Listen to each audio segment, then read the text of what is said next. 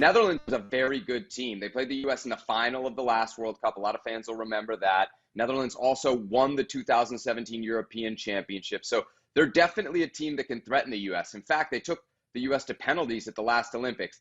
The big difference for this Dutch team is they don't have Vivian Miedema, who's one of the best players, not just players, but goal scorers in the world, the players that really make a difference in soccer. So I think the U.S. will win this group, but at minus 350, I don't really see a lot of value in terms of betting them to win the group. I do see some value in betting some of the underdogs in other groups, because like I said, as the rest of the world catches up, it's no longer 3 or 4 teams that could realistically win this tournament. Now we're talking about maybe 6, 7, even 8 teams. So I look at like Canada in Group B, right? They're the reigning gold medalists, and the Olympics is an important tournament in the women's game. They're plus 195 to win their group. Now the favorite in their group is the home team, Australia. Australia has a lot of talent. They'll have that home crowd behind, but maybe there's some nerves early on for Australia. And if Canada can take advantage of that, they win that one game. Now they're in the driver's seat to win that group at plus 195. You love that. Group F, similar story. Brazil at plus 150 is kind of the second favorite in that group. France is the favorite. France is a team loaded with talent, but in major international tournaments, France is more known for their catastrophes than their successes.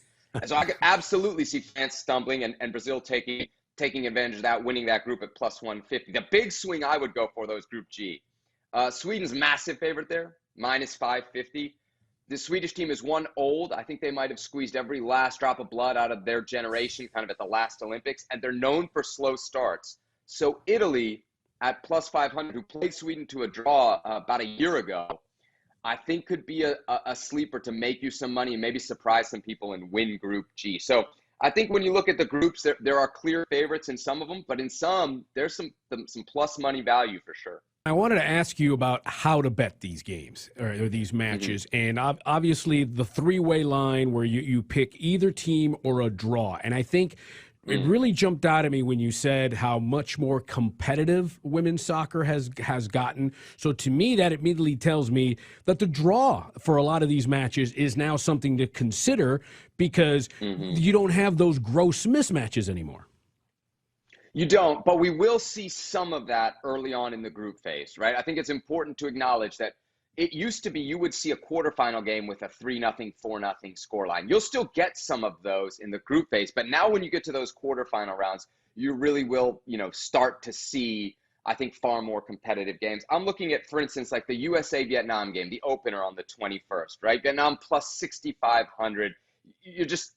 You're not going to make any money kind of betting the game lines there, right? So that's when I think you have to get a little bit more creative. You've got to kind of look for what the matchups are. If specifically I'm talking about the United States in that game, I'm looking at team totals. Like, where is the value there? I'm looking at maybe first goal interval. You really have to dig into some of these mismatches in the group phases to find that value, because to your point, there still are like the haves and the have-nots in the women's game. And you're definitely going to see that in the group phase. So, once you get later in the tournament, once you get a proper matchup, if you've got, for instance, like we said, a Brazil-France or Canada-Australia, those like 2 quality teams in the group phase where a draw does not hurt anybody, right? In the group phase, you can accept the draw. Once you get to knockout play, a draw puts you in extra time, puts you into penalties. It's a little bit more risky. A lot of good teams will accept the draw in the group phase. So if you see 2 good teams line up, I do think at that point you can make a play on the draw and maybe, parlay it with something else to boost your odds and really make it a winner.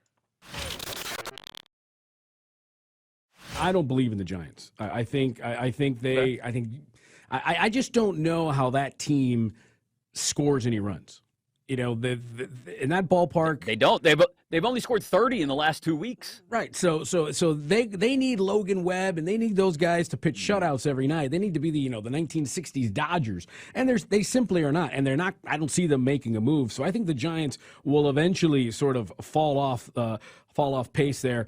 I don't think Philadelphia has got it. I mean, I know they were an enigma. They're almost virtually in the same spot now that they were last year, and they parlayed that all the way to the World Series. I think the 3 teams division is going to come out of, I know Atlanta, I know Miami. I still believe in the Cubs. I still think you're going to get 3 teams out of the Central. 3 teams out of the Central. Wow. Because Yep. I was going to suggest the Cubs were the next one that I would pull off the board just Right. because of the pitching, right? Like, Right. and I guess this is also about the dichotomy of regular season baseball and postseason baseball. I think the Giants are set up that if they somehow did sneak in because of that pitching that you talk about in the rotation, they could do some damage. They could upset somebody in that wild card round and maybe even win a second series and get to the NLCS.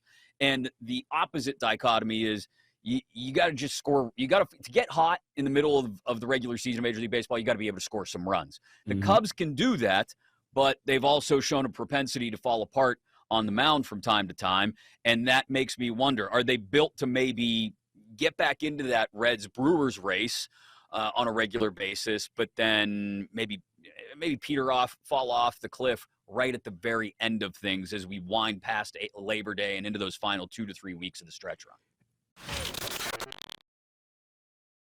If I look at the board at BetMGM right now, Scotty Scheffler's the favorite, 7-1.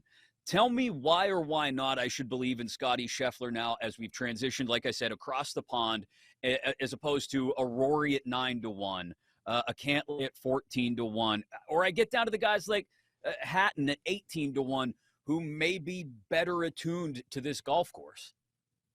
Guys, Scotty Scheffler is putting together one of the most dominant, consistent seasons we have seen since like prime Tiger Woods. This guy hasn't finished worse than 12th since October of last year, since the very first calendar event in the PGA Tour. You guys have played golf before. You know how hard it is, and he is making it look so easy, how consistent he is. That's why he's favored. Now, the downside is obviously now you go over to Europe, and it's a completely different style of golf. You're playing on a links course with pot bunkers. You got to deal with weather, all these different things. Scotty did miss the cut here last year at this course at the Renaissance Club, but he is the worthy favorite. And if you want to take a bet on him, top 10, I'm not going to argue against it because the guy has been finishing in the top 10 all year. What is interesting, Chris, and I'm glad you brought up the Open next week, is a lot of people are going to be surprised that if they were to look at the odds right now for the Open Championship next week, Rory is actually the favorite to win at plus 750, and Scheffler and Rahm are plus 900. The reason being is the last time that they did play at Royal Liverpool at Hoylake, Rory won. So he's the defending champion, and that is why he is the favorite. But I mean, obviously, the guy hasn't won a major in 9 years. And with how good Scotty's been, Jon Rahm being a Masters champion this year, it is kind of a little surprising to see Rory as the favorite for next week. But he has been playing some pretty good golf. I think he could play well this week. Between the two, though, if you're asking me to choose, Chris, I would more so take Scheffler this week than Rory, just because Scotty has been so good all year.